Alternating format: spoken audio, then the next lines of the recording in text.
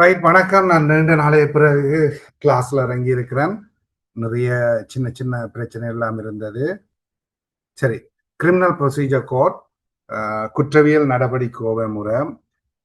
என்ன பொறுத்தமட்டில் இருக்கிறதுக்கே சுலபமான பாடம் இதுதான். இது படிக்கிறதுக்கு ஒரு முறை இருக்குது. ரிவிஷன் வச்சா அப்புறம் படிக்கிற பாடம் தான் இது. ஒவ்வொரு பாடத்துக்கும் ஒவ்வொரு முறை இருக்குது. நார்மலா என்னன்னு சொன்னா கன்செப்டை ஓவராலா 8 பாடத்துக்கு சொல்றேன். கன்செப்டை விளங்கி வச்சிருக்கணும். கன்செப்டை விளங்கினா பிறகு அதை பாடமாக்கணும். அதுல என்னென்ன செக்ஷன் இருக்கு, என்னென்ன கேஸ் லோ இருக்குன்னு. கன்செப்டை விளங்காம பாடமாக்குறது போய்கொண்டு இருக்குது. அது உங்களோட பரீட்சையை சித்தை அடைகிறதுல கடினமா இருக்கும். உங்களுக்கு தெரிஞ்ச பாஸ் பண்ணின ஆக்களோட கதைச்சு பாருங்க, என்னென்று பாஸ் பண்ணினவையன்று. ஒரு கொஞ்சம் பேர் சொல்லிடும் எனக்கு எப்படி பாஸ் பண்ணு தெரியாதுண்டு. அது ஒரு கொஞ்சம் பேர். நிச்சாக்கள் எல்லாருக்கும் கன்செப்ட் விளங்கி இருந்தது, பிறகு பாடமாக்கினது. இந்த ரெண்டும் இல்லாட்டிக்கு சில பாடங்கள் நீங்கள் பாஸ் பண்ணவே மாட்டீங்க. அதுல முதல் முக்கியமான பாடம் எவிடன்ஸ். இந்த பெச்மேட் ஒரு ஆள் எழுதியிருந்தவங்க, அவங்களுக்கு எவிடன்ஸ்ல ரிஃபர்ட் வந்திருந்தது இந்த 2025 அக்டோபர்ல. திருப்பி எழுதினா பிறகு அவங்களுக்கு மார்க்ஸ் காணாது. அவங்க கொஞ்சம் பிஸியா இருந்ததும் ஒரு ரீசன். அது ஒன்று. ரைட். ரெண்டாவது, எல்லாரும் ஷார்ட் கட்டை ட்ரை பண்ணி கொண்டு திரிகிற நீங்கள். ரெண்டாவது, நோட்ஸ் கூட என்றது எனக்கு உரிய மிகப்பெரிய கிரிட்டிசம். ஆக்சுவலா நான் ஒரு பூமரங்களா இருந்து நீங்க ஜென்சியா இருந்து நான் உங்களை கிரிஞ்ச் பண்றனோ தெரியாது, அல்லது நான் சரியா போறனோ தெரியல. என்னன்னு சொன்னா நோட்ஸ் டீட்டெயிலா இருக்கும். அதை வாசிச்சு விளங்கி நீங்கள் தான் ஷார்ட் நோட்ஸ் எடுத்து கொஞ்சமாக்கணும். உங்களோட பெரும்பாலான ஆக்கள் அந்த எதிர்பார்ப்பு நானே ஷார்ட் நோட்ஸை தரணும் வந்து.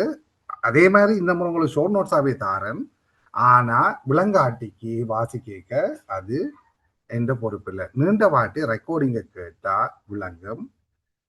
நீங்க யார்கிட்ட படிச்சிருந்தாலும் சரி, அநேகமையில் இருக்கிற பெரும்பாலான ஆக்கள் 95% ஆக்கள் யாரோ ஒரு ஆள்கிட்ட படிச்சிருப்பீங்கன்னு நினைக்கிறேன். சரி, பாடத்துக்குள்ள போவோம்.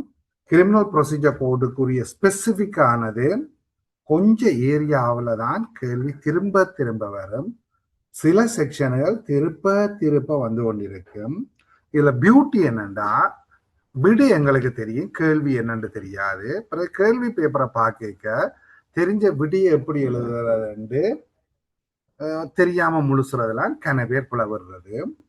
ரிவிஷன்ல சார் நான் பேர் மறந்துவன், யாராவது? Dylan sir. Dylan sir. Okay sorry. Dylan sir style. இப்ப உதாரணத்துக்கு சட்டவிரோத கூட்டத்தை கலைத்தலண்டா உங்களை 95 96 நீங்க படிக்கணும், சட்டவிரோத கூட்டம் அதுன்னு சொல்லிட்டு போவார். கேள்வி வரும், இந்த 95 96 அங்க கொண்டு எழுதுறது எப்படி, எந்த எல்லாத்துக்கு எழுதணும்ன்றது உண்டு. பெரும்பாலான நோட்ஸ்ல ஆக்டே அப்படியே காப்பி பண்ணி அல்ல வேர்பட்டன் மாதிரி அப்படியே காப்பி பண்ணி பேஸ்ட் பண்ணி இருப்பாங்க. அது உங்களுக்கு எவ்வளவு கை கொடுக்கும்ன்றது எனக்கு தெரியல. நானும் செய்கிறேன். நான் இந்த முறை நான் எனக்கு தெரிஞ்ச தமிழ்ல முந்தி இருந்ததுல எடுத்து எழுதி வச்சிருக்கிறேன். அது கொஞ்சம் குழப்பமா இருந்ததுன்னா நீங்க ஆக்டை பார்த்துட்டு வாங்கோ, அதுக்கு பிறகு சரியா இருக்கும். செட்டியா சுருக்கித்தான் செக்ஷன்களை தந்திருக்கிறேன். நம்பர் சரியா எழுதணும், இதுதான் நீங்க உள்ள மிக முக்கியம். கேஸ் பெருசா எதிர்பார்க்கறதுல பிறகுதான் கண்டென்ட் கேட்கறது. சரி, இன்றைக்கு நாங்க படிக்க போறது நீதிமன்ற நியாய ஆதிக்கம் முதலாவதாக. அடுத்தது ரெண்டாவதா படிக்க போறது ஃபர்ஸ்ட் இன்ஃபர்மேஷன். மூன்றாவதா படிக்க போறது நான் முடிக்க போறேன். இது ஒரு அட்வைஸோட முடிக்கிறேன். நார்மலா இதுல படிக்கிறாக்கள் கன பேர் டைமை மேனேஜ் பண்ண இல்லாம கஷ்டப்படுறாக்களா நான் அறிஞ்சு வச்சிருக்கிறேன்.